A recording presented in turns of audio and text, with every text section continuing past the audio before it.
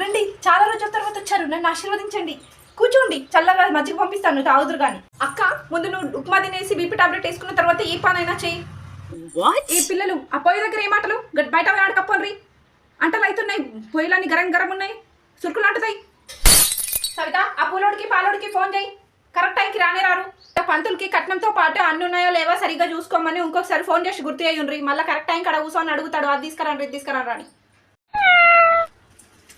ఒక్క పొద్దుగల నుండి కాలుకు రికం లేదు, అప్పటికే గంట జల్దీ లేస్తే గంట పొద్దుగల లేస్తే గింత యాళ్ళ కాళ్ళన్నీ పుండు పుండు అయి మునిగినాయవ్వ. ఇంత షాయి పుట్టి పోయి సవిత మండపంకి తీసుకుపోయేటి అన్నీ ఒకసారి ఉన్నాయా లేవా చెక్ చేయరు మంచిగా. కట్నాలన్నీ మంచిగా ఒక ఇష్ట డబ్బలు వేసి మూత పెట్టుమను, ఎటు ఓకను మొత్తం పెళ్ళి ఎక్కడదక్కడ అయిపోయేదాకా కట్నాలకు అన్నీ కూర్చోమను.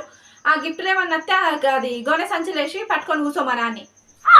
ఎట్లనో ఏమో, లేకపోతే ఎట్లా ఎద్దుగురో ఏమో రా పోడా పెళ్ళి.